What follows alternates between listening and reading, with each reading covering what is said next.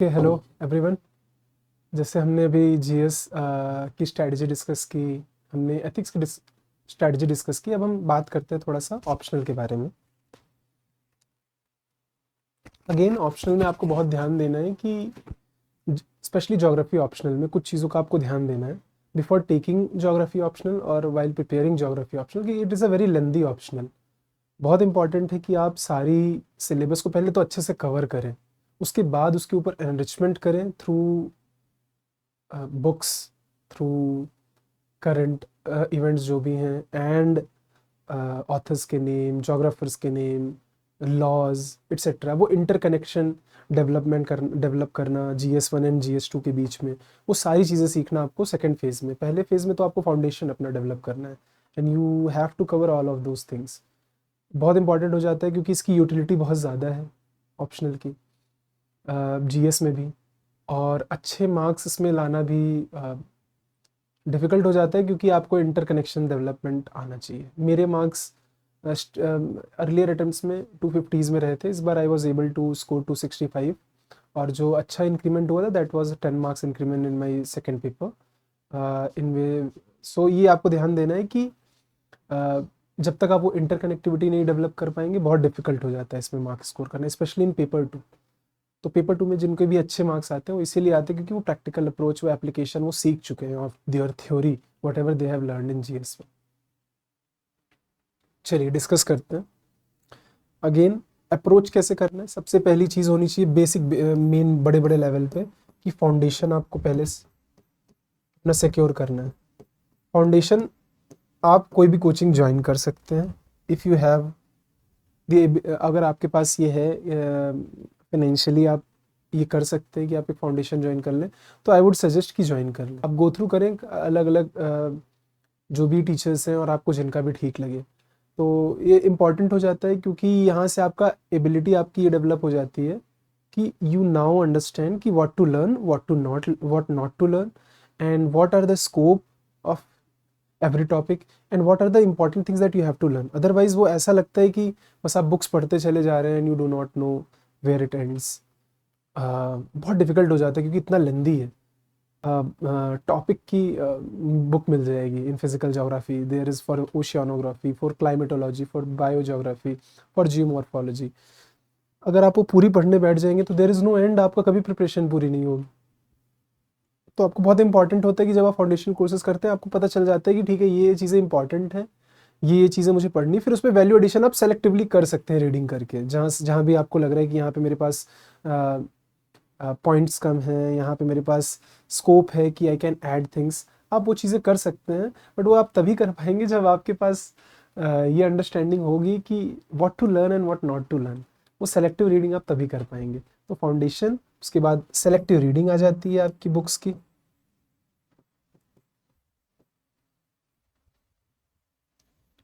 फिर पेपर 2 के लिए स्पेशली आपको, आप कुछ भी कर, जैसे मैं तो माजिद हुसैन करता था, कई लोगों ने DR खुल्लर भी की है। तो अगर आपके पास टाइम है तो आई वुड सजेस्ट कि आप एक पूरी बुक ही करें, अच्छे से पढ़ें उसको। सारी चीज़ें जो भी आपके पेपर 2 में, सारे सिलेबस पॉइंटर्स हैं इसमें। इंपॉर्टेंट मैप्स मिल जाएंगे आपको, इंपॉर्टेंट पॉइंट्स ऑफ डिस्कशंस मिल जाएंगे आपको, हेडिंग्स मिल जाएंगी किस पे डिस्कशन करना चाहिए, कुछ अच्छे कीवर्ड्स मिल जाएंगे। फॉर एग्जांपल अगर आप फिजिकल सेटिंग की बात करेंगे तो माजिद हुसैन में आपको मिल जाएगा फिजिकल सेटिंग, वो जियोलॉजिकल पूरा डेनोटेशन, जो भी क्रोनोलॉजी है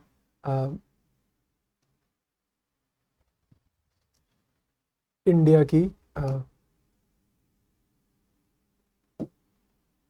तो आपको मिल जाएगी। और वहाँ पे आपको इंपॉर्टेंट कीवर्ड्स मिल जाते हैं, जैसे आर्कियन के केस में आर्कियन रॉक्स हैं, तो उस केस में ग्नीस है, ग्रेनाइट है। फिर आप धरवारियन सेडिमेंट्स की बात करते हैं तो वहाँ सिस्ट्स की बात आ जाती है, मीका सिस्ट्स की, वगैरह वगैरह। तो मतलब आपको ये कीवर्ड्स मिल जाते हैं, नहीं तो आपके आंसर्स बहुत ज़्यादा अगेन जनरलाइज्ड हो जाएंगे। आपको अगेन छोटी छोटी चीज़ों में हर जगह आपको इस तरह की चीज़ें दिखानी कि you have learned it, you have gone through this books. आपको दिखाना है कि there is something different in my answers from others. तो वो सारी चीज़ें आप ये थ्रू बुक्स कर सकते हैं, थ्रू सेलेक्टिव रीडिंग फाउंडेशन। यहाँ पे आप एनरिचमेंट, अगर आप पॉसिबल हो तो प्री से मेंस के बीच में कई सारे एनरिचमेंट कोर्सेज आते हैं, प्लस टेस्ट सीरीज आती हैं, आप उसको भी फॉलो कर सकते हैं।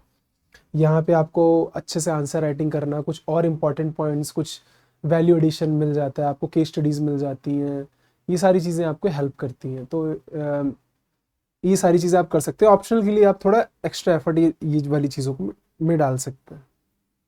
ज्योग्राफी ऑप्शनल क्यों इतना इंपॉर्टेंट ऑप्शन है, इतना इस मार्किंग नॉट आइडियल, बट फिर भी लोग इसको लेते हैं। वाई? बिकॉज उसके बेनिफिट्स कितने हैं, उसकी यूटिलिटी बहुत ज़्यादा है। आप जो चीज़ें पढ़ रहे हैं आप लिटरली उसको एस्से में यूज़ कर सकते हैं। I have used concept of positivism etcetera in my essays in my earlier attempts. तो वो चीज़ें आप यहाँ पे डाल सकते हैं क्योंकि आप फिलोसॉफिकल अंडरस्टैंडिंग भी पा रहे हैं थ्रू ऑप्शनल। आपको geographical thought it's all everything is about that philosophy of geography. तो आप वो चीज़ें यहाँ डाल सकते हैं। आपके पास जीएस पेपर में GS1 में आप डायरेक्ट डाल सकते हैं, आप GS2 में ह्यूमन वाला जो भी पार्ट है वहाँ पे आप जोग्राफिकल एंगल डाल सकते हैं, GS3 में डायरेक्टली डाल सकते हैं। तो यहाँ पे आपके पास बहुत सारा स्कोप है जोग्राफी को यूज़ करने का। कंसेप्चुअल क्लैरिटी होना बहुत इंपॉर्टेंट है। अगर आपकी जोग्राफी में कंसेप्चुअल क्लैरिटी है तो it helps you not just scoring in optional but in GS also. और वो आपका इन जनरल भी एक माइंडसेट बना देती है कि आप जब भी किसी भी पॉइंट या किसी भी कॉन्सेप्ट्स को आप देखते हो तो आप किस थोड़ा एनालिटिकल माइंडसेट के थ्रू देखते हो, बिकॉज ये ऑप्शनल भी आपसे वही डिमांड करता है। And it's very good for specially people who are from science background, because थोड़ा सा लिंक उसके साइंस के साथ भी है, but it is very much easier, मतलब it's very easy for any people from any background. बहुत आराम से स्टार्ट करते हैं, धीरे धीरे होता है, and then you will go on to the next stages. Again चीज़ें बढ़ती जाती हैं, बाद में पता चलता है, but again you will gain understanding of everythings on your own. जब तक आप खुद का हार्डवर्क नहीं डालेंगे तब तक चीज़ों का अंडरस्टैंडिंग होना बहुत डिफिकल्ट हो जाता है। Try to follow some coaching अगर इफ पॉसिबल, देन अगेन आपको लास्ट में हार्डवर्क अपने आप से करना ही पड़ेगा। You will have to go through the books, you will have to do the value addition on your own. But ये बहुत इंपॉर्टेंट है कि ये सबके लिए ये चीज़ें हैं, नॉट जस्ट कि किसी एक बंदे को, किसी एक सर्टेन बैकग्राउंड के बंदों को ज़्यादा डालना पड़ेगा। It's same for everyone. और इसका बहुत ओवरलैप है प्रीलिम्स में। प्रीलिम्स में जैसे मैंने बताया आपको, कितने सारे क्वेश्चंस आपके डायरेक्टली ज्योग्राफी से आते हैं।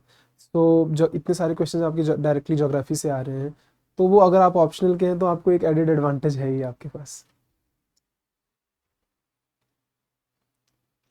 पेपर 1 पेपर 2 में डिफरेंस क्या है? पेपर 1 में बहुत ज़्यादा सीधे क्वेश्चंस भी पूछे जा जाते हैं, सारे directly your theoretical questions are there. Then in human part there are application based question.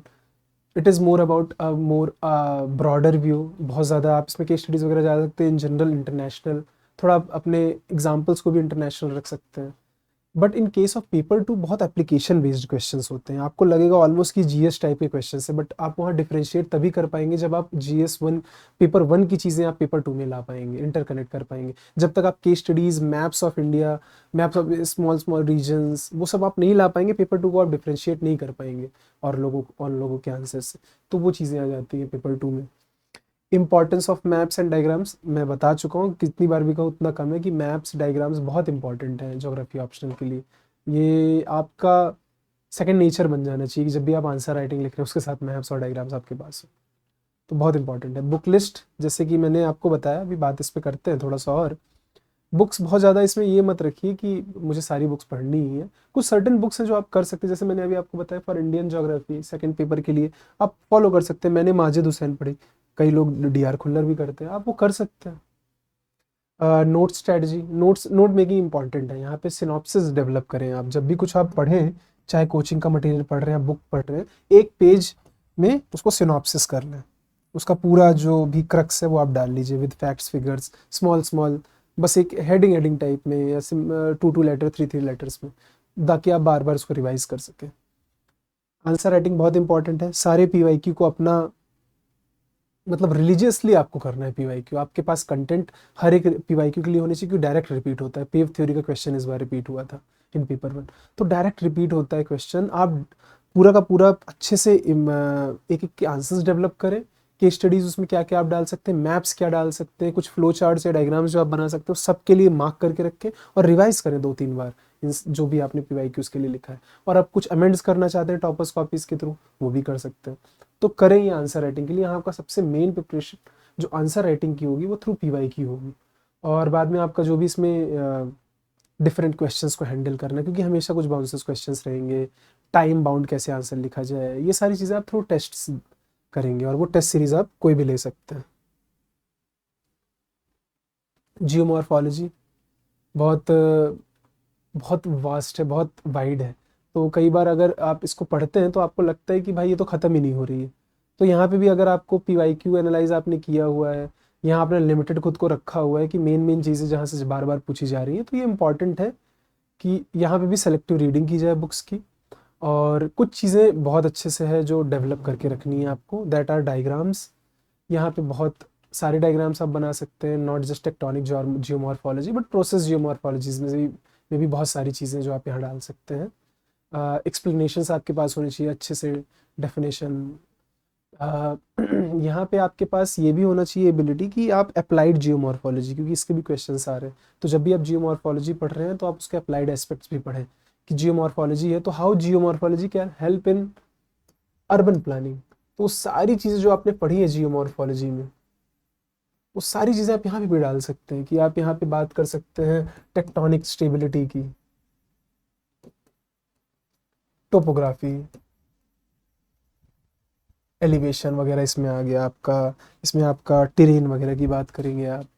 फिर आप यहाँ पे बात कर सकते हैं हाइड्रोलॉजी की, हाइड्रोजियोमॉर्फोलॉजी की। यहाँ पे क्यों यहाँ पे मैं हाइड्रोजियोमॉर्फोलॉजी की बात करूँ कि वाटर कहाँ पे अवेलेबल है, कहाँ पे नीचे एक्विफर्स हैं, किस जगह पे आप डेवलप कर सकते हैं, किस जगह आपको डेवलप नहीं करना चाहिए। रिवर, कोई रिवर पास कर रही है उस अर्बन रीजन से, तो how it is going to react to the urbanisation that is there are studies. वहाँ पे ये पाया जाता है कि रिवर्स जब भी अर्बनाइजेशन स्टार्ट होता है, then you have a lot of sediment that is run off. तो जब स्टार्टिंग में क्या होता है कि सेडिमेंट रन ऑफ इंक्रीज हो जाता है इन रिवर्स, तो डिपोजिशनल एक्टिविटीज़ ज़्यादा होती है रिवर्स में।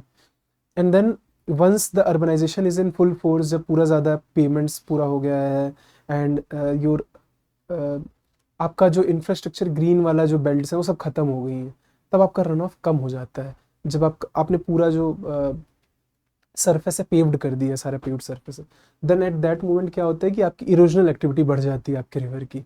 एंड देन इट बिकम्स क्योंकि सेडिमेंट लोड आपका कम हो जाता है रन ऑफ रिवर्स में, और वो स्टार्ट कर देती है इरोड करना। तो इन दैट केस अगर आपने अर्बनाइजेशन को रिवर के फ्लड प्लेन में डेवलप करके रखा हुआ है तो बहुत रिस्की हो जाता है, क्योंकि इस जगह पे फिर वो रिवर अपना could become a hazard, could become a disaster. तो ये सारी चीज़ें आपको एप्लीकेबल माइंड, जो एप्लीकेशन बेस्ड माइंडसेट है, ये आपको डेवलप करना है while you are studying. Especially जब भी आप जियोमॉर्फोलॉजी पढ़ रहे हैं, एटलीस्ट कुछ चीज़ों से आप पढ़ सकते हैं। अप्लाइड जियोमॉर्फोलॉजी का एक चैप्टर है, आप उसको गो थ्रू करें इन सविंदर सिंह, और आपको उसमें समझ में आएगा कि what do I mean to say when I am saying कि इसका अप्लाइड एस्पेक्ट्स क्या है। वहाँ पे DKC जोन्स हैं और वर्स्टैपन है, उन्होंने क्लासीफाई करके रखा हुआ है कि किन किन जगह पे यूज़ किया जा सकता है। रिसोर्स एक्सप्लोरेशन हो गया, हजार्ड एंड डिजास्टर मैनेजमेंट हो गया। देन जियोमॉर्फोलॉजी का आपका हो जाता है in urban, as I said urban planning वगैरह हो गया। देन रिवर वाटरशेड मैनेजमेंट में भी जियोमॉर्फोलॉजी का रोल है। तो all of those things application based हो गया। सेम ओशियनोग्राफी की जब बात करें तो काफ़ी तो टॉपिक्स तो हैं ही, जैसे करेंट्स है, टाइड्स है, कोरल रीफ्स है, यहाँ पे ओशन बॉटम रिलीफ है, उनके भी क्वेश्चंस आते हैं। ये सारी चीज़ें तो हैं ही जो कि जिस पे क्वेश्चन आता है, it is very straight forward. आप यहाँ पे अच्छे मार्क्स ला सकते हैं अगर बहुत बढ़िया तरीके से आपने मैप्स और सारी चीज़ें डिस्कस कर दी तो। बट यहाँ पे कुछ एप्लीकेशन वाले भी आ सकते हैं कि how ocean climate flux, ocean atmosphere flux. अब इसमें होता है कि how they both are reacting with each other, interacting with each other, और उससे कैसे क्लाइमेट चेंज या उससे कैसे क्लाइमेट पे इफेक्ट आ रहा है। तो ये चीज़ें आप देख सकते हैं। ये भी आपके पास माइंडसेट होना चाहिए कि how ocean is interacting with atmosphere, warm currents, जहाँ पे करंट्स मीट कर रही हैं उन जगह पे। फिर कैसे सर्टन करंट्स जब when they goes Atlantic meridional oceanic circulations, how that is influencing climate of Western Europe and also Atlantic seaboard of USA. So all of those things वो एप्लीकेशन बेस्ड माइंडसेट भी होना चाहिए जब भी आप पढ़ रहे हैं। वो सारी चीज़ें आप पढ़ेंगे, आप एग्जांपल्स के थ्रू पढ़ रहे हैं, आप वहाँ पे देखेंगे केस स्टडीज़ भी आपकी रहेंगी, पर वो चीज़ें याद रखनी है, वो एप्लीकेशन वाली चीज़ें याद रखनी, केवल थ्योरी नहीं पढ़नी है, ध्यान रखना है। बायो ज्योग्राफी जो होता है इसमें बहुत स्ट्रेट फॉरवर्ड क्वेश्चंस रहते हैं। इन्वायरमेंटल ज्योग्राफी में थोड़ा आपको रैंडम क्वेश्चंस मिल जाते हैं, क्योंकि यहाँ पे आपके पास फिर यू हैव स्कोप तो यहाँ पे कुछ फ्रेमवर्क तैयार कर लीजिए इन्वायरमेंट ज्योग्राफी के केसेस में। मॉडल्स हैं ही, यूएन की रिपोर्ट्स हैं, यहाँ पे ये सब आप इंट्रोडक्शन में डाल सकते हैं या कंक्लूजन में डाल सकते हैं, बट यहाँ पे सर्टेन फ्रेमवर्क तैयार कर लीजिए एक स्पेशली इन्वायरमेंटल ज्योग्राफी के लिए, कि कुछ चीज़ें जो उसमें आपको डालनी है कि इन्वायरमेंटल प्रिंसिपल्स के बारे में आपको बात करनी है, आपको सर्टेन थ्योरीज हैं कुछ जो कि आपको याद रखनी है और उनका यूज़ करना है थ्योरीज का। फिर यहाँ पे आपके पास करंट इवेंट्स के होंगे जो उससे रिलेटेड हैं, जो आपके केस स्टडीज़ का काम करेंगे, आपके पास वो प्रिपेयर्ड होना चाहिए।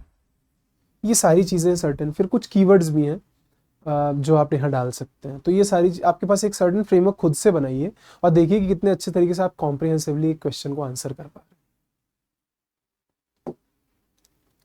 ह्यूमन ज्योग्राफी में सबसे पहला आता है पर्सपेक्टिव्स। इतना इंपॉर्टेंट है ये क्योंकि आप कुछ भी कर रहे हैं, कोई भी चीज़ पढ़ रहे हैं, कोई भी टॉपिक पढ़ रहे हैं, दैट इज़ बिकॉज ये एक सर्टन टाइम पे ज्योग्राफी में ये एक पैराडाइम में रहा है, ये डिस्कशन में रहा है, और अगर ये डिस्कशन में रहा है तो क्यों रहा है, तो वो चीज़ें पर्सपेक्टिव्स में आपको पता चलेंगी कि because there are thinkers, there have been so many discussion, so many phases of geography जहाँ पे इस तरह की बातें हुई हैं, उसी की वजह से इस तरह की थ्योरीज बनी है। मॉडल्स हैं, इतने सारे मॉडल्स बने, इतने सारी थ्योरीज बनी, इतने सारी स्टडीज़ हो रही हैं। जियोमॉर्फोलॉजी है आज, geomorphology is much more about micro geomorphology, it is more about GIS का यूज़ करना। तो दिस इज़ बिकॉज कि आज की जो पर्सपेक्टिव्स है ज्योग्राफी में वो क्या है, वो है पोस्ट मॉडर्निज्म का। उसमें ये दिखाता है कि there is a mix of everything in geography, तो because of that we are studying geography in that point of view. तो इसके लिए आपको बहुत इंपॉर्टेंट है कि पर्सपेक्टिव्स अगर आपको पता है, आप हर एक आंसर में कहीं ना कहीं उसका एक कीवर्ड्स डाल सकते हैं। कहीं ना कहीं आप एक पॉजिटिविज्म की बात कर सकते हैं, आप क्वांटिटेटिव रिवोल्यूशन की बात कर सकते हैं जब आप किसी भी थ्योरी की बात कर रहे हैं। आप जब वेबर्स की इंडस्ट्रियल लोकेशन की थ्योरी बात कर रहे हैं, क्रिस्टैलर की थ्योरी के बारे में आपको कुछ पूछा गया इन इंडस्ट्री, आप वहाँ पे डाल सकते हैं। तो सो मैनी स्कोप है आपके पास कि आप पर्सपेक्टिव्स की चीज़ों को डालें उन जगह। तो ये बहुत इंपॉर्टेंट हो जाता है आपके लिए पर्सपेक्टिव्स। आपको बहुत अच्छे अच्छे कीवर्ड्स देता है आंसर्स में डालने के लिए। पॉपुलेशन बहुत इंपॉर्टेंट, पॉपुलेशन इतने क्वेश्चंस बनते हैं इसमें। ह्यूमन ज्योग्राफी में भी, ह्यूमन ज्योग्राफी में तो है ही, बट पेपर 2 में भी बहुत सारे क्वेश्चन आते हैं। खूब एक से बढ़कर एक कीवर्ड्स हैं इसमें जो आप डायरेक्टली यूज़ कर सकते हैं। उनके बारे में डेफिनेशन पढ़िए, उनका केस स्टडीज़ बनाइए, अच्छे एग्जाम्पल्स यहाँ जनरेट कीजिए। खूब सारे आपको एग्जाम्पल्स मिल जाएंगे हर चीज़ों से रिलेटेड। आप पीवाईक्यू देखेंगे, आपको हर एक पीवाईक्यू का आप एक जनरलाइज देखिए कि कितने अलग अलग तरीके से पॉपुलेशन से क्वेश्चंस पूछे जा रहे हैं, और सबके लिए आपके पास एग्जाम्पल्स आप जनरेट कर सकते हैं, कंट्रीज़ के, रीजन्स के वगैरह वगैरह। ठीक है, तो यहाँ पे ये बहुत आराम से आप मिल सकता है। सेटलमेंट में अर्बन है और रूरल है, बट यहाँ पे मेन चीज़ आ जाती है अर्बन। अर्बनाइजेशन के बहुत सारे चैलेंजेस हैं और उस पर डिस्कशन बहुत ज़्यादा होता है। रूरल अर्बन के जो इंटरेक्शन है उस पर भी डिस्कशन होता है, तो यहाँ पे प्लानिंग में काफ़ी काम आता है। तो सेटलमेंट आप जब भी देख रहे हैं तो आप थोड़ा प्लानिंग पर्सपेक्टिव से भी सोचा कीजिए, तो यहाँ पे भी एप्लीकेशन बेस्ड माइंडसेट रखिए।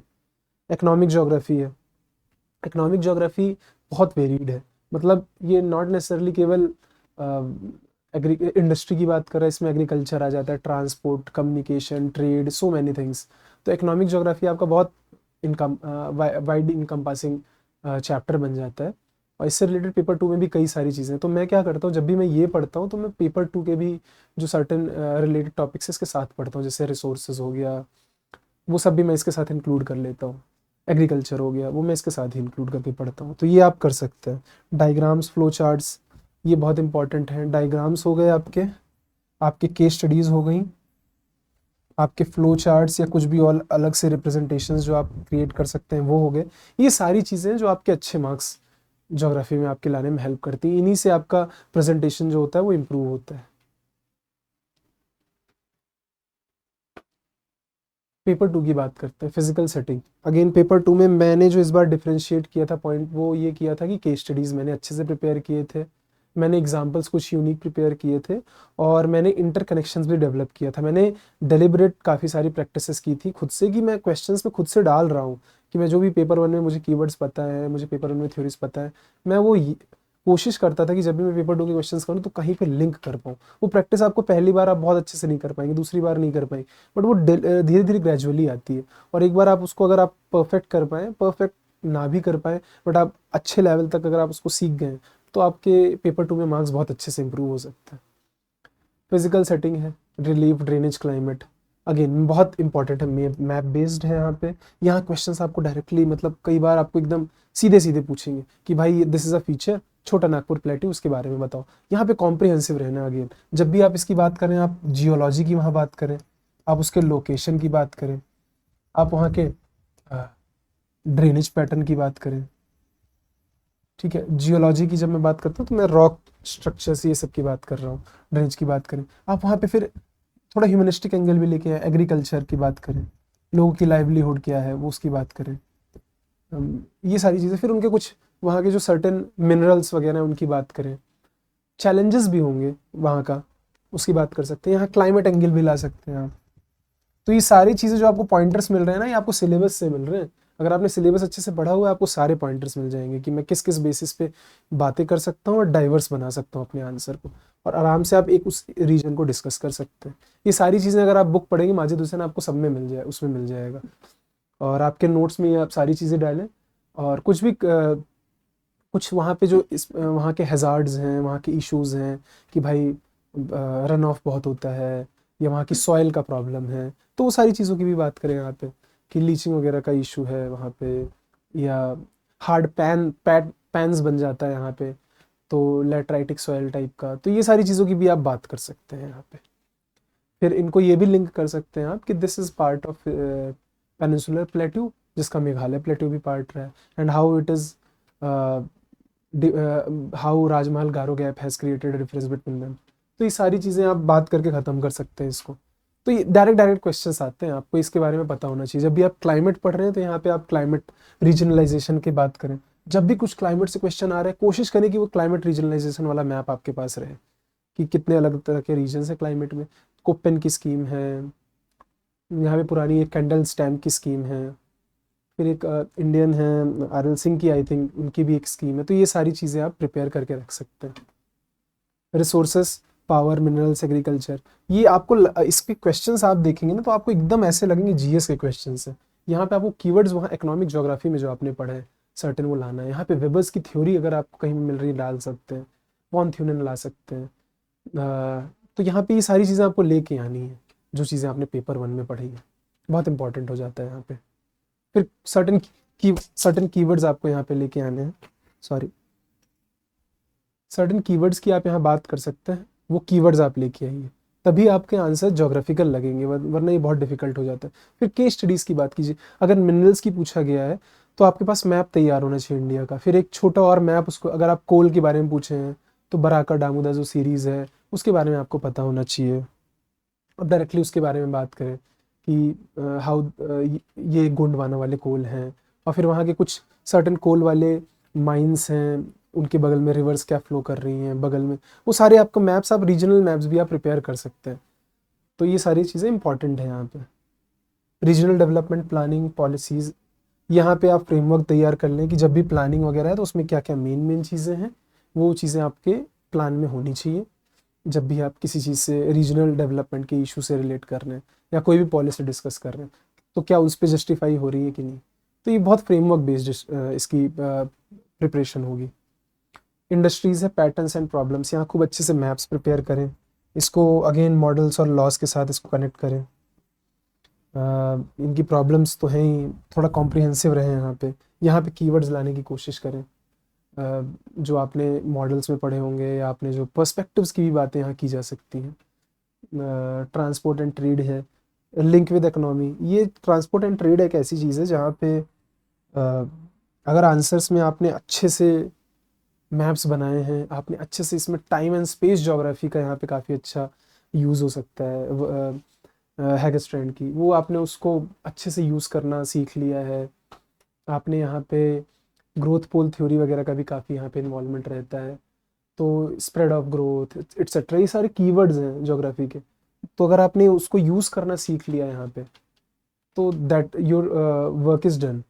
अगेन वही मैं कह रहा हूँ कि ये सारे नॉट जस्ट एक टॉपिक से रिलेटेड, बट सारे टॉपिक से जब भी आप ज्योग्राफी के डील कर रहे हैं, आपको बहुत ज़्यादा इंपॉर्टेंट है कि आप कीवर्ड्स, मैप्स और केस स्टडीज़ आपके पास प्रिपेयर्ड हो और आप उनको इंटरलिंक कर पाएँ टॉपिक्स के साथ। बस that is your main job when you are studying geography. हमेशा उस पॉइंट ऑफ व्यू के साथ ही आपको प्रिपरेशन करनी है। कंटेम्प्रेरी इशू, ये कंटेम्प्रेरी रहते हैं बट कहीं ना कहीं आपने स्टैटिक में इनको ऑलरेडी डील किया हुआ है। You have migration laws and theories, आप सारी चीज़ें इसमें डायरेक्टली उन चीज़ों को बात कर सकते हैं with providing some current context whatever the question is asking.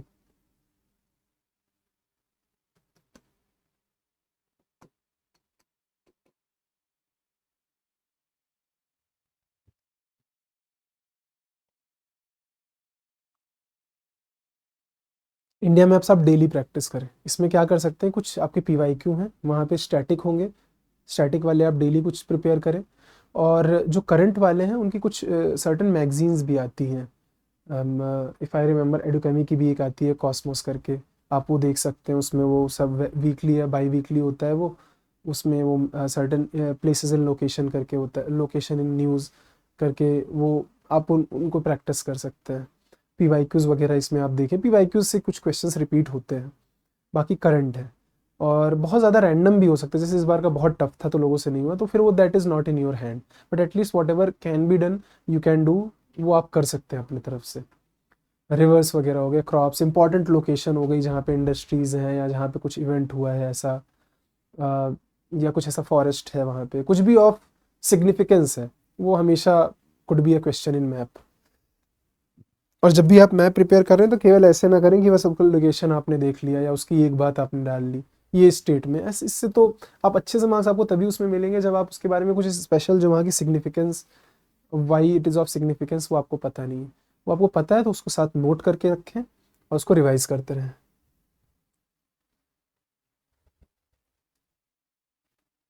Now talking about answer writing again, structure इसका जो होगा, जो यहाँ पे इंट्रो कंसेप्ट डायग्राम लिखा है, जिससे मैं आपको जो बता सकता हूँ ये है कि आप इंट्रो से स्टार्ट कर रहे हैं तो सबसे पहली बार जब भी इंट्रो करें, अगर आपके पास एक जनरलाइज्ड मैप है उस चीज़ को डिस्कस करने का, तो यहाँ मैप डालें इंट्रो के बाद ही, और फिर उसके बाद आप डिस्कस करना स्टार्ट करें, साथ में एग्जांपल्स रखें, फिर एक केस स्टडी के डिस्कस करें, and then go on to providing solution, जो भी वे फॉरवर्ड या सॉल्यूशन है, और फिर कंक्लूजन से एंड करें। कंक्लूजन में आप हमेशा कुछ इसमें पॉलिसी या गवर्नमेंट की कुछ पॉलिसी उससे रिलेटेड है वो डाल सकते हैं, या कुछ अगर आप पर्सपेक्टिव्स का कोई टॉपिक यहाँ पे उसके साथ कीवर्ड ऐड कर सके तो वो यहाँ डाल सकते हैं। तो इस तरह से कंक्लूजन को आप एंड कर सकते हैं। हमेशा केस स्टडीज़ को ब्रैकेट में रखना है, एग्जाम्पल्स, डेटाज, फिगर जो भी उनको भी हाईलाइट करें या उनके नीचे अंडरलाइन करें ताकि वो चीज़ अलग से दिखे। पेपर 1 में you can come up with international examples, but paper 2 में आपके पास Indian examples, Indian case studies, best practices होनी चाहिए। रालेगांव सिद्धि है, अ, अ, उसके बाद अलवर का है, अरवरी रिवर का, तो उसके बाद ऐसे ऐसे आपको कई सारे मिल जाएंगे, गणेशवारी का है। अ, उसके बाद फिर जैसे यहाँ पे एक चीज़ और आती है कि केस स्टडीज़ वगैरह में कि आप कुछ ऐसे फ्यूचर टाइप की केस स्टडीज़ भी डाल सकते हैं, जैसे कि जिसका भी जो इन डिस्कशन है या जो न्यूज़ में आपको आ रहा है कि यहाँ पे इस तरह का कुछ काम हो रहा है, तो उस तरह की भी केस स्टडीज़ आप डाल सकते हैं कि this could be a future, मतलब जहाँ पे आप you are looking forward to this, ये वे फॉरवर्ड वाली बन जाती हैं केस स्टडीज़ टाइप की। या कुछ ऐसी बेस्ट प्रैक्टिसेस जो कहीं और हो रही हैं और आप चाहते हैं कि इसको यहाँ पे भी अप्लाई किया जाए, तो उस तरह की चीज़ें आप वे फॉरवर्ड में डाल सकते हैं। मैप्स, फ्लो चार्ट, अगेन जैसे मैंने बोला यहाँ पे मैप डाल सकते हैं, डाल दीजिए। फिर अगर आंसर्स के बीच में मैप डाल रहे हैं तो यहाँ बगल में ऐसे करके डालिए, क्योंकि क्या होता है एक बड़ा सा मैप आप डाल रहे हैं वो पूरी पेज खा रहेगा, ऊपर उसकी यूटिलिटी उतनी नहीं है। तो आप उसको क्या करेंगे, पूरा पेज है उसके हाफ में मैप लिखें, बगल में अपना आंसर राइटिंग करते चलें ऐसे करके नीचे, तो ज़्यादा स्पेस भी आप नहीं खा रहे हैं और बहुत ज़्यादा बिना मतलब की जो चीज़ मैप में आपने डाल दी है उसको यहाँ डिफाइन करने की ज़रूरत नहीं होती है ज़रूरत। मोस्ट ऑफ द टाइम आप फिर डायरेक्टली अपने आर्ग्यूमेंट पे बात कर सकते हैं। मैप को सेल्फ सफिशिएंट होना चाहिए कि वो खुद ही बता सके कि हाँ ठीक है, ये लोकेशन की बात करें, ये चीज़ें इसमें डिस्कस की जा रही हैं। और तो ये थोड़ा इम्पॉर्टेंट है, ये चीज़ें ध्यान रखनी है आपको।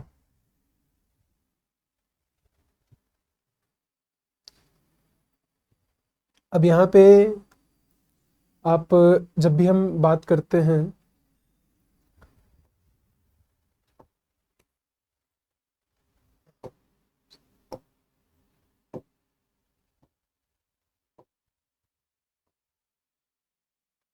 जैसे मॉडल आंसर मैंने अभी आपको बताया था कि जो जैसे अभी मैंने एक क्वेश्चन लिया था इंडियन फिजिकल सेटिंग का, कि जब भी आप छोटा नागपुर प्लेट्यू की बात करें आप कैसे बात करेंगे। अब आप मान लीजिए आपसे क्वेश्चन पूछा जा रहा है अबाउट कोई इंडस्ट्री का क्वेश्चन है, आपसे इंडस्ट्री लोकेशन के बारे में पूछा जा रहा है, तो कुछ कीवर्ड्स है जो बहुत इंपॉर्टेंट है आपके पास, वो प्रिपेयर्ड होने चाहिए। आप आंसर हमेशा स्टार्ट करेंगे थ्रू भाई, चलिए मैं मतलब this could be a one way कि वेबर इंडस्ट्रियल लोकेशन से आपने स्टार्ट किया आंसर, आपने डिस्कस किया कि हाउ वेबर इंडस्ट्रियल लोकेशन के हिसाब से ये चीज़ें इंपॉर्टेंट हैं, that's how this is the location of this industry. फिर आप उस पर और इन डेप्थ जाएंगे, आप वहाँ पे एक मैप बनाएंगे इंडिया का और वहाँ पे उन लोकेशन ऑफ इंडस्ट्रीज़ के बारे में बात करेंगे। उसके बाद आप लिखना स्टार्ट करेंगे कि भाई लोकेशन क्या है, रॉ मटेरियल हो सकता है, लेबर की वजह से हो सकता है, अवेलेबिलिटी ऑफ कैपिटल है, अवेलेबिलिटी, उसके बाद स्प्रेड ऑफ ग्रोथ, कि चैनल्स ऑफ ग्रोथ थे कि नहीं, चैनल्स ऑफ ग्रोथ की वजह से भी कई बार इंडस्ट्रीज मूव करती हैं एक जगह से दूसरी जगह। उसके बाद डिसइकोनॉमीज ऑफ स्केल है। ये कुछ चीज़ें हैं जो कि वेबर्स ने डिस्कस नहीं की थी, तो आप एक सब हेडिंग डाल के यू कैन से, सब हेडिंग डालने के बाद कि भाई this is what extra then Weber, what Weber talked about, उसके बाद उनके बारे में बात कीजिए। तो इस तरह से आप अपने आंसर्स को कॉम्प्रिहेंसिव बना सकते हैं। देन अब कंक्लूजन में जब भी आप कर रहे हैं तो आप इसमें हमेशा इन्वायरमेंटल प्रिंसिपल, सस्टेनेबिलिटी, ये सारी चीज़ों की भी बात करेंगे। दिस लुक्स कि आप एक फॉरवर्ड अप्रोच वाला आंसर आप डालने की कोशिश कर रहे हैं, तो इस तरह से आप आंसर लिखेंगे। बुक्स एंड रिसोर्सेज की बात करें, अगेन फिजिकल ज्योग्राफी के लिए सविंदर सिंह सर की बुक है, बट मैं आपको कहूँगा कि आपके जो भी बेस नोट्स है उसके ऊपर फिजिकल ज्योग्राफी के लिए डिफरेंट डिफरेंट है उनकी बुक, मतलब जियोमॉर्फोलॉजी के लिए उनकी अलग है, ओशियनोग्राफी के लिए अलग है, तो वो ट्राई करें फॉलो करना और सेलेक्टिव रीडिंग करें। जहाँ पे भी आपको लग रहा है कि वैल्यूडेशन की नीडेड है वहाँ पे आप इनको रेफर कर सकते हैं। ह्यूमन ज्योग्राफी के लिए माजिद हुसैन सर हैं, पेपर 2 के लिए मैंने माजिद हुसैन, खुल्लर सर की भी है, उनकी भी फॉलो कर सकते हैं। उसके अलावा current affairs and government reports है। Use of value addition material, ये आपको एनरिचमेंट प्रोग्राम्स के थ्रू मिल जाता है, यहाँ केस स्टडीज़ आ जाती हैं, यहाँ पे करंट अफेयर आ जाता है, यहाँ पे आपके मैप्स आ जाते हैं, ये सब आपको अपने तरफ से प्रिपेयर करना है। और यहाँ पे आपके ऑथर्स या जोग्राफर्स, इनको भी आप एक कंपाइल करके एक जगह रख सकते हैं कि उन्होंने क्या बोला है या उनका क्या पॉइंट ऑफ व्यू था, तो ये सारी चीज़ें आप अपने पास रख सकते हैं। ये आपके आंसर्स को जोग्राफिकल बनाएगा। पीवाईक्यूज अभी मैंने आपको बताया, जितनी बार भी बोलूँ उतनी बार कम है। पीवाईक्यू हमेशा टॉपिक वाइज करें, सबके मॉडल आंसर्स खुद से बनाएं, चेक करें, टॉपर्स कॉपीज से कुछ मॉडल आंसर्स उनसे चेक करें, इसमें रिफॉर्म चेंजेस अमेंड करते रहें, बार बार रिवाइज करें इसको। जितना टेस्ट इसमें आपको टेस्ट, अगर आपने ये सारे पीवाईक्यू ही प्रैक्टिस कर लिए तो उससे ही काफ़ी काम आपका डन हो जाता है। और कोशिश करें कि प्रीलिम्स के बाद कोई टेस्ट सीरीज ज्वाइन कर सके तो कर लें, एनरिचमेंट प्रोग्राम हो सके तो वो भी करें। आंसर्स जो भी हैं उनका इवैल्यूएशन इज़ वेरी इंपॉर्टेंट, आप टॉपर्स कॉपीज़ के साथ मैच कर सकते हैं। जो भी आपके इंस्टीट्यूट है उसकी जो कॉपी है उसमें भी आप जो भी उनने फीडबैक दिया है वो भी आप इनकॉर्पोरेट कर सकते हैं। यहाँ इंपॉर्टेंट है कि अगेन फीडबैक वही लें जो आपको लग रहा है कि दिस इज़ कंस्ट्रक्टिवली एडिंग। अगर कुछ बहुत ही रैंडम है then again it might not help you, but आपको डायरेक्शन पूरी चेंज कर दे और आपसे फिर आपके लिए एंग्जाइटी क्रिएट हो जाए कि मैं मेरे से नहीं हो पा रही ये चीज़ें। बहुत इंपॉर्टेंट है कि आप जब भी टेस्ट दे रहे हैं उससे पहले रिवाइज करें, फिर टेस्ट दें और उसके बाद टेस्ट के बाद टेस्ट बेस्ड रिवीजन करें कि जो चीज़ उसमें गलती रह गई, कहीं कमी रह गई कुछ, तो उसको आप रेफर कर सकते हैं उन चीज़ों को। बहुत आराम से आप टेस्ट का वो भी एक यूटिलाइज कर सकते हैं फॉर रिविजन। ये मेरे से गलतियाँ होती थी लास्ट में, मुझे लगता था डायग्राम्स डाल दूँ, खूब केस स्टडीज डाल दूँ, बट अब अगर आप आर्ग्यूमेंट्स आपके जनरेट नहीं हो पाए तो आपने ऑप्शनल सेटिस्फाई नहीं किया ना। आपके ऑप्शनल में होना चाहिए कि आपके आंसर्स में एक सर्टेन इन डेप्थ वैल्यू है। जब तक आप वो नहीं लेके आ पाएंगे अपने लॉज थ्योरीज जो भी आपने पढ़े हैं through interconnectivity, through developing diverse point of views, जैसे अभी मैंने इंडस्ट्रियल का बात की, अगर आपने उसमें डाइवर्स पॉइंट ऑफ व्यूज़ नहीं डाले फॉर लोकेशन तो आप नहीं डिमांड मेट कर पा रहे, तो आप कितने भी डायग्राम डाल दें, कितने मैप डाल दें, वो फिर वो चीज़ें जस्टिफाई नहीं होंगी। आउटडेटेड डेटा को मत ही यूज़ करें। मैं कहूँगा कि जो भी आपने जीएस के लिए न्यू डेटा पढ़ा है वो आप यहाँ पे भी डायरेक्टली ला सकते हैं। पेपर 1 का जो होता है उसकी थ्योरी आप नहीं, उसका अवॉइडिंग करना, जो उसको लोग अवॉइड, यहाँ पे आपको ध्यान देना है कि थ्योरी जो पेपर 1 की है थोड़ा ओवर फोकस यहाँ पे ना किया जाए। आई वुड से यहाँ पे प्रॉब्लम क्या आती है, लोग बहुत ज़्यादा थ्योरी पढ़ लेते हैं बट वो फिर पेपर 2 मिस हो गया ना, अगर आप पढ़ रहे हैं थ्योरी तो उसके साथ साथ इंटरकनेक्टिविटी भी पढ़िए। बहुत सारी थ्योरीज हैं, बहुत सारी चीज़ें आप नहीं पढ़ सकते, it is never going to be enough. हर बार पूछते हैं मुझसे कि वो आ जाता है एक बाउंसर क्वेश्चन लोग कि उसको आप कैसे करते हो। वही मैं बताता हूँ कि अगर आ रहा है तब आ रहा है, नहीं आ रहा है तो नहीं आ रहा है। अगर वो सविंदर सिंह में है तो आपको आना चाहिए क्योंकि आपने वो रेफ़र किया होगा, और अगर नहीं है तो फिर कुछ भी नहीं कर सकते फिर उसका। तो आप कितना थ्योरी पे फोकस करोगे, you can never, it's never enough. After a certain point of view time आपको ध्यान देना पड़ेगा कि आप इंटरकनेक्शन पे ध्यान दें, क्योंकि वहाँ से आप ज़्यादा मार्क्स फेच करके ला पाएंगे। पेपर 2 में भी वो चीज़ काम आएगी। और पेपर 1 और पेपर 2 के कंसेप्ट को आपको बिल्कुल लिंक करना बहुत अच्छे से आना चाहिए। आप कई सारे ऐसे टॉपिक्स हैं जिसको आप पेपर 1 के और पेपर 2 के आप पढ़ सकते हैं डायरेक्टली। जैसे मैंने आपको बताया रिसोर्सेज के साथ में, रिसोर्सेज और एग्रीकल्चर में इकोनॉमिक ज्योग्राफी के साथ पढ़ता था। तो ये इस तरह से आप लिंकिंग भी सीख जाते हैं इंडियन कॉन्टेक्स्ट में। मेरे लिए जैसे मैंने बताया आपके लिए वर्क वही मेरे लिए किया कि मैं interconnections I was able to develop. मैं लॉज और थ्योरीज जो भी फर्स्ट की थी मैं ला के पेपर 1 की पेपर 2 में ला सका। और मैंने अच्छे से मैप्स बनाए, कुछ खुद के मैप्स मैंने सिंप्लीफाई करके, और केस स्टडीज़ अगेन। और मैंने बहुत ज़्यादा ओवर डू नहीं किया कि बहुत सारे मैप्स डाल देता हूँ, बहुत case studies, but arguments are lacking in the और content is lacking in your answer, तो वो चीज़ें नहीं करनी है। मैं डिफरेंटली कुछ चीज़ें करता, वो यही करता कि पेपर 2 के लिए अगेन मैंने टॉपर्स कॉपीज़ कम एनालाइज की, पेपर 1 के लिए मैंने काफ़ी की थी, पेपर 2 में भी मुझे वो सेम चीज़ करनी चाहिए थी। टॉपर्स कॉपीज से आपको पता चलता कि और अच्छे से कैसे आप इंटरलिंक कर सकते हैं। मे बी इन मेरे फाउंडेशनल टाइम पे जब मैंने स्टार्ट किया था उस टाइम पे मैं पेपर 2 को थोड़ा ज़्यादा टाइम नहीं दे पाया। एंड आफ्टर दैट क्या हुआ कि हमेशा से आपके पास टाइम कम ही रह जाता है, और आप कभी भी उसको रिविजिट नहीं कर पाते हो और उसको अच्छे से कॉम्प्रिहेंसिवली नहीं कर पाते हो। बस आप उसमें कुछ माइनर ट्वीकिंग ही कर पाते हो। तो आई वुड से कि जो लोग स्टार्ट कर रहे हैं पेपर 2 को भी बहुत सीरियसली लें, और पेपर 1 के साथ पेपर 2 को बहुत आराम अच्छे से करें, इंटरकनेक्शन डेवलप करें, बहुत इंपॉर्टेंट हो जाता है। पीयर डिस्कशन एंड फीडबैक मैं तो आपको बता रहा हूँ, अगर आपको आपका एक डेडिकेटेड ग्रुप बन चुका है जीएस का, ऑप्शनल का, एसए का, इट्स बेस्ट थिंग, जो आपको खुद भी डिसिप्लिन में रखेगा, आपको और अच्छा इंप्रूव करने के लिए आपको मोटिवेट करता रहेगा। तो हमेशा इस पे ध्यान दें। और रिवीजन, मैं जैसे आपको बता रहा था कि डेली रिवीजन हो गया, वीकली रिवीजन हो गया, आफ्टर कंप्लीटिंग अ टॉपिक उसका revision, after completing that subject whole उसका रिवीजन, ये सब आपको करते रहना है। जितनी बार रिवीजन कर सकते हैं, जितना टाइम निकाल सकते हैं आप वो निकालें। टाइम मैनेजमेंट का यही होता है कि आपके अंदर हमेशा ये मोटिवेशन होना चाहिए कि कितना भी टाइम है मेरे लिए दैट इज़ इनफ। मुझे चीज़ों को लिमिटेड ही रखना है, और लिमिटेड चीज़ों में मुझे वहाँ कंटेंट डेवलप, जब आप अपने अंदर ये चीज़ ले आएंगे पहले से ही, इस फैक्ट को आप एक्सेप्ट कर लेंगे कि लिमिटेड ही चीज़ें मैं कर सकता हूँ क्योंकि लिमिटेड टाइम है, तब आप अपने आप ही उस चीज़ को सबसे बेस्ट तरीके से निकाल पाएंगे, कोई दिक्कत नहीं आती है। क्योंकि again at the end of the day content का game after a certain point नहीं रह जाता है। प्रेजेंटेशन स्ट्रक्चर कितना इंटरनलाइज करके आप वहाँ लिख पा रहे हैं, कितने अच्छे से आपने चीज़ों को अंडरस्टैंड किया हुआ है, उसका गेम हो जाता है।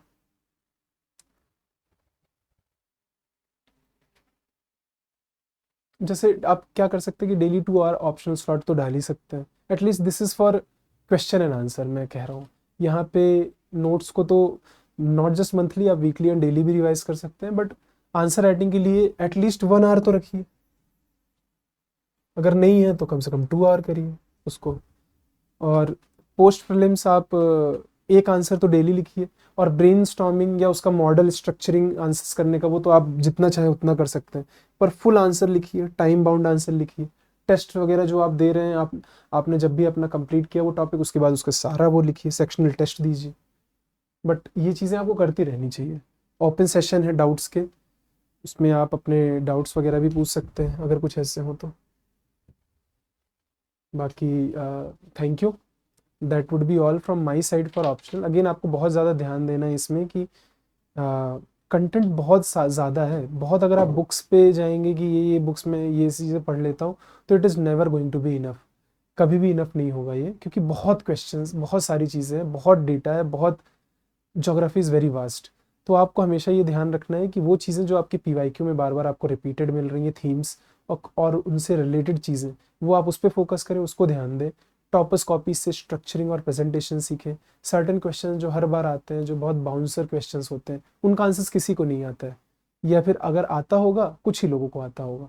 तो फिर उसके लिए अपने माथे को ये नहीं दिमाग ख़राब कर सकते हैं कि मैं इसका आंसर नहीं दे पाया, आप बाकी बचे हुए का आपको आंसर देना है। आपके पास वहाँ पे ये भी अपॉर्चुनिटी है कि आपको सेलेक्ट करना है। तो कोशिश करें कि जो वो क्वेश्चन सेलेक्ट करें जहाँ पे आपको सबसे बेस्ट आंसर्स आप निकाल के ला सकते हैं। आपके पास case studies, value addition, maps prepared हैं, आपके पास अच्छे कीवर्ड्स हैं यूज़ करने के लिए, आपके पास इंटरकनेक्शन आपने डेवलप किया हुआ है, उसके प्रैक्टिस, वो सब चीज़ें कहाँ से आएंगी जब तक आपने brainstorming model, structuring model answers या आंसर राइटिंग नहीं की है पीवाई की, तो बहुत मुश्किल होता है उसको जनरेट कर पाना एट दैट मोमेंट। पहले से ही प्रैक्टिस करे रहेंगे उस चीज़ की तो बहुत फ़ायदा होगा। तो that would be all from my side for optional. I hope कि आप लोगों को कुछ इसमें से अच्छा सीखने को मिला होगा इन जो भी मैंने सेशंस लिए। And thank you for everyone to for listening to me. Thank you everyone.